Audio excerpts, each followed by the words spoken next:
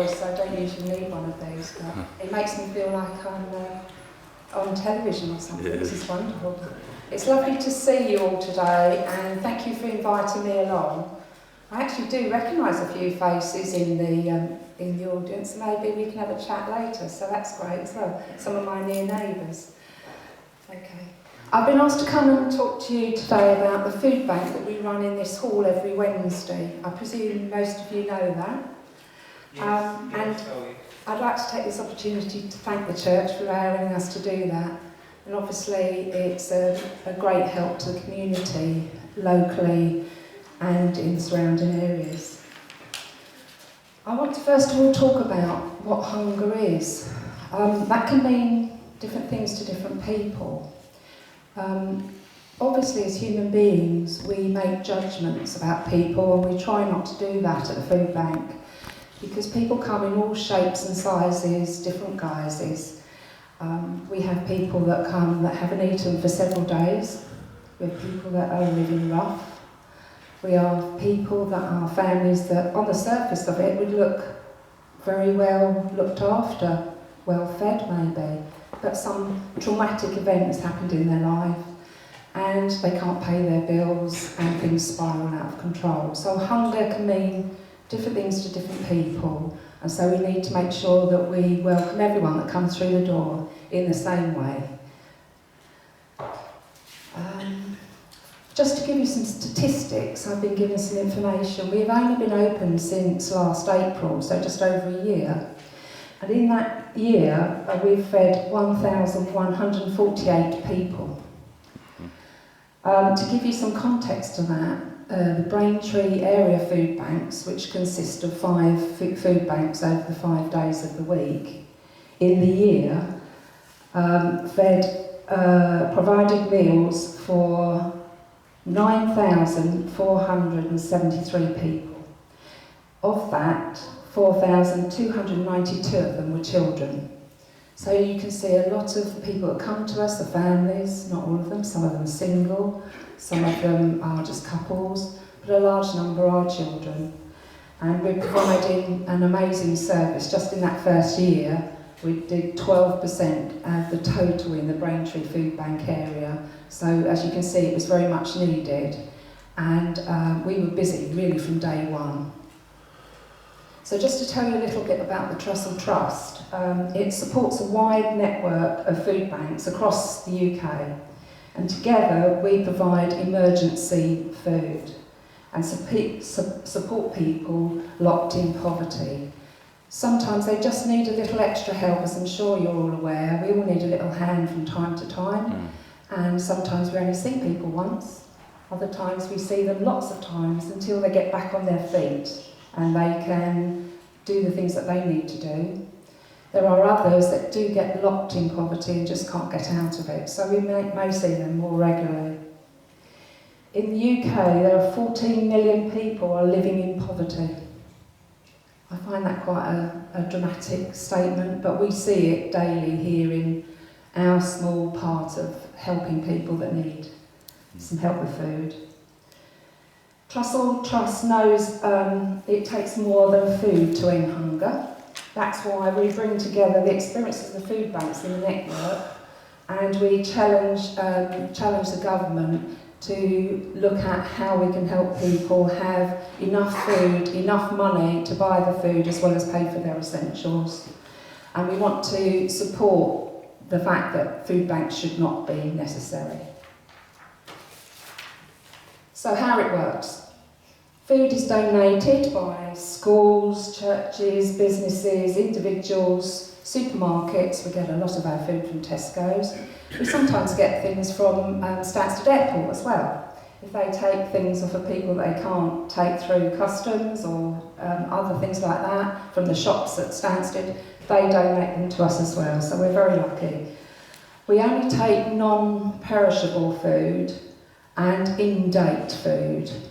Although we can provide food that's past its best, we only give people food that we would eat ourselves, so food that's not opened in any way or damaged in any way. So food comes to the warehouse, which is just down Lakes Road, and it's sorted and packed into boxes, and more than 4,000 people crossed 40,000 people across the Trussell Trust give their time as volunteers. And just to let you know, we have 18 volunteers that service this food bank on a Wednesday, as well as there's other volunteers in all the other sites, and at the warehouse it's 130 in the Braintree area that are giving their time. I'm one of those. So professionals identify those in need. So somebody may go to the council or to their housing association, to their GP, to the school and say, I can't feed my children, the children aren't coming to school because they aren't having enough food and they're hungry. Someone told me the other day they couldn't send their child to school because she couldn't get the free meals organised quickly enough and there was a problem. So people go to agencies like the school or the council and they ask for a food bank, or they're provided with a food bank just to give them some emergency food. Once they get a food voucher, basically they come with a number, and the food voucher number is given to us when they come in the door. If they don't have one, we make sure we arrange for them to have one. And the reason why we do this is because Trussell Trust wants to make sure they see the numbers coming through the door and report back to the government the number of people that really do need this help. So we're not going to give them personal information, but we have a voucher system so we make sure we're fair and that we can report back to the government on the number of people that need this help. This example here is for a single person. So this is what's in the food box for a single person, and you can come up afterwards and have a little look. I've got lots of information up here about what we provide families as well as children, but this is an example of the food we give people.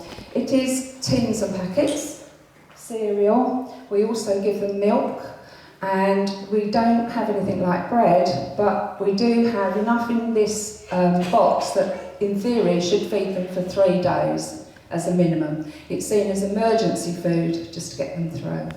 I would say with the extras that we give them, like toothpaste, toilet roll, all the basic extras that you might think you want, if we have them donated, they get those as well. It probably does last them a good week, and it gives them the chance to have washing liquid and soap and deodorant and things that they can't afford to buy when your money's really short. I'm sure we've all had that from time to time. I know in the past I have.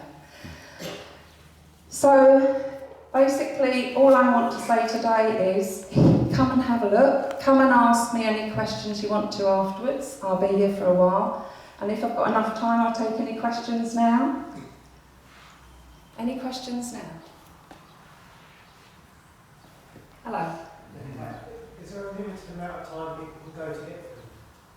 Okay, so basically we say, especially in this time of cost of living crisis, that people should come as often as they need to. But what will happen is if they have more than 6 vouchers in a short period of time, the person giving them the voucher, say the council, will start asking them questions. So what we're trying to do is we're not saying don't come for food anymore, but what we do when they're here is signpost them to other organisations that might be able to help them get out of this situation they're in.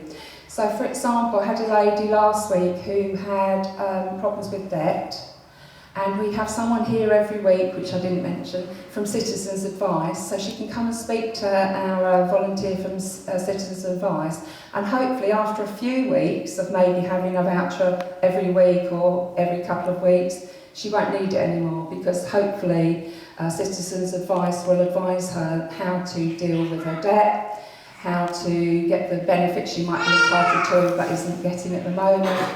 And so we look for a progression. If we see someone come in every week, we will say, is there something else that we can do to help you? And there are some people that just will need to come every week or once a month. So the short answer is there is no limit to how often people come. They come when they need it, and we do find a lot of people only come once. Some do come every week for a few weeks, and then they get to a point where they can manage their situation more easily. Long answer, sorry. Brilliant, thank you.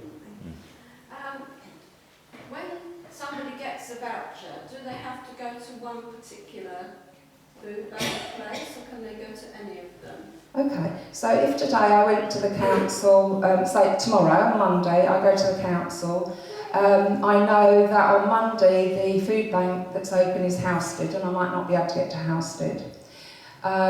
If someone can't get out to get the food, we do offer a home delivery service now, but it has to be because you can't get to anywhere.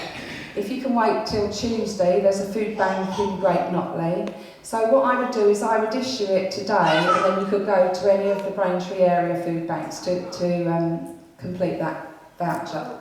I'm asking because on a Thursday we have a toddler group here, but we very often get people coming in looking for the food bank, but that's the wrong day, and we don't know where to send them to.